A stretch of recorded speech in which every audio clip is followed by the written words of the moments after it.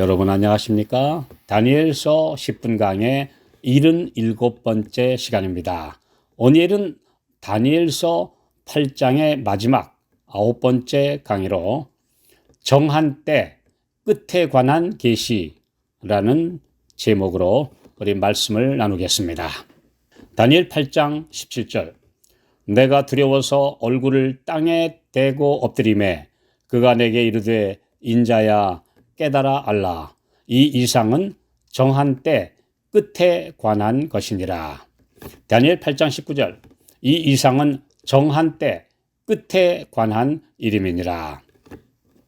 가브리엘 천사가 다니엘에게 반복해서 이 계시는 정한 때 끝에 관한 것이라고 말하는 이유는 무엇일까요?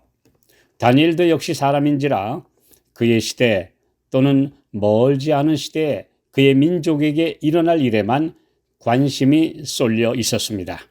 그의 관심은 온통 포로 귀환령과 성전의 재건 그리고 예루살렘 성 복구와 국가의 재건에 초점이 맞춰져 있었기 때문입니다. 그러나 천사는 다니엘에게 이 2300주야 예언이 먼 미래에 속한 것임을 말해주고 있습니다. 특히 유대민족과 예루살렘의 영역을 넘어 전 세계 모든 사람들에게 미칠 구원의 계획과 드디어 이 일이 성취되어 주님의 재림으로 세상의 끝이 이를 것을 큰 그림으로 보여주고자 했습니다. 그러므로 이 2300주야를 실제적인 2300일로 계산하는 것은 완전히 잘못된 예언 해석 방식임이 분명합니다. 불과 6년 4개월 정도의 짧은 기간을 말하는 예언이 결코 아닙니다. 상징적인 예언 해석 방법에 있어 에스겔 4장 6절에 말씀하신 대로 1일 1년 해석 원칙을 적용해야 정확하게 들어맞기 때문입니다. 이 자세한 시간표는 9장에서 살펴보겠습니다. 그러므로 다니엘서의 이 예언을 주전 2, 3세기에 있었던 마카베오 시대에 적용하는 과거주의 학자들의 해석은 위의 말씀에 비추어 볼 때 전혀 맞지 않습니다.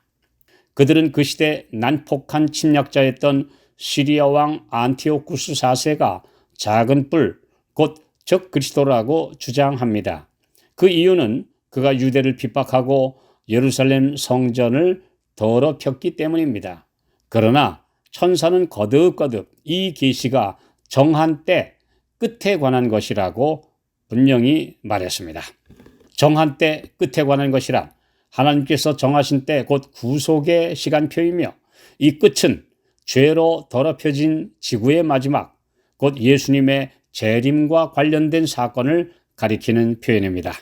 이 예언 가운데는 황폐케 하는 세력 곧 작은 뿔이 멸망할 때까지도 포함하고 있습니다. 이는 1798년에 교황권의 1260년 전성시대가 끝난 그 이후에 있을 심판의 날을 가리키고 있습니다. 다니엘 8장의 이상 가운데 나타난 마지막 사건들은 이 세상 역사의 종말에 성취될 것이라는 사실입니다. 그 이상의 온전한 성취를 마카베오 시대와 같은 초기 기간에서 찾는 그 어떤 해석도 천사가 상세히 말해준 내용을 충족시키지 못하기에 그런 해석은 잘못된 것이며 오도하는 주장입니다. 다니엘 12장 4절 다니엘아 마지막 때까지 이 말을 간수하고 이 글을 봉함하라. 많은 사람이 빨리 왕래하며 지식이 더하리라. 다니엘 12장 9절 그가 가로되 다니엘아 갈지어다 대저 이 말은 마지막 때까지 간수하고 봉함할 것임이니라. 위의 두 성경절에서 천사가 다니엘에게 한 말에서 알 수 있듯이 다니엘서의 시간표에 관한 내용은 봉함하라는 말씀대로 아무 사람도 정확하게 해석하지 못했습니다.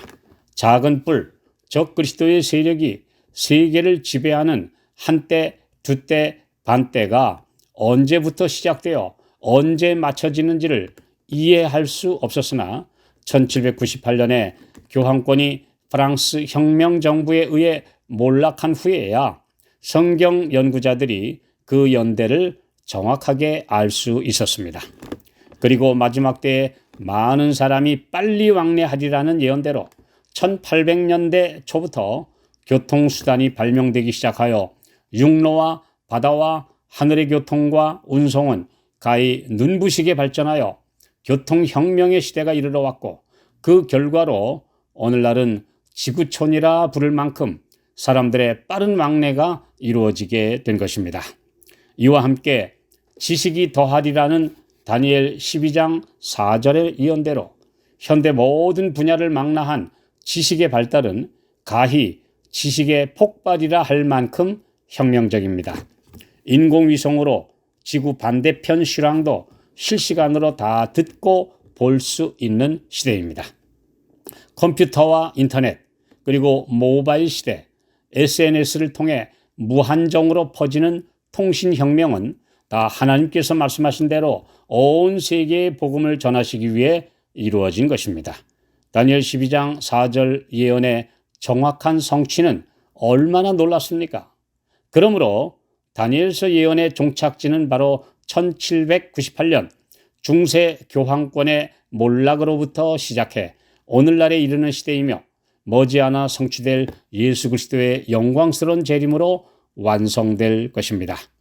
다니엘 8장 26절 27절 이미 말한 바 주야에 대한 이상이 확실하니 너는 그 이상을 간수하라. 이는 여러 날 후의 이름이니라. 이에 나 다니엘이 혼절하여 수위를 앓다가 일어나서 왕의 일을 보았느니라. 내가 그 이상을 인하여 놀랐고 그 뜻을 깨닫는 사람도 없었느니라. 가브리엘 천사는 이 예언이 다니엘 시대로부터 오랜 후에 이루어질 예언이라고 밝혔습니다. 그런데 다니엘이 왜 이 계시에 대한 말씀을 듣고 혼절하여 앓기까지 하였을까요? 그가 얼마나 큰 마음의 충격을 받았기에 혼절까지 했을까요? 그 이유는 그의 백성들이 포로 생활에서 해방되어 다시 예루살렘으로 돌아가 성전을 재건하고 택한 백성의 역할을 할 것이라는 그 희망이 성취되지 못하지는 않을까 너무나 두렵고 안타까웠기 때문입니다. 또한 악의 세력이 지속적으로 하나님의 사업을 방해하고 성도들이 고통받는 것에 대해 심히 마음 아팠기 때문입니다. 다니엘이 궁금했던 부분, 즉 포로 상태에 있던 택한 백성의 본토 귀환과 그들의 미래에 대한 정확한 내용과 상세한 시간표는 다니엘 9장에서 천사가 설명해 줍니다. 이를 통해 보듯이 선지자들도 계시를 다 이해하지 못하는 부분이 있었으며, 어떤 내용들은 이미 주어진 말씀을 깊이 연구하며 깨달아야 할 필요가 있었습니다. 베드로전서 1장 10절 11절 이 구원에 대하여는 너희에게 임할 은혜를 예언하던 선지자들이 연구하고 부지런히 살펴서 자기 속에 계신 그리스도의 영이 그 받으실 고난과 후에 얻으실 영광을 미리 증거하여 어느 시 어떠한 때를 지시하시는지 상고하니라. 우리는 바로 그 모든 예언이 가리키는 마지막 시대에 살고 있습니다. 말씀을 깊이 살피면 주님의 오시는 발자국 소리를 듣게 되실 것입니다.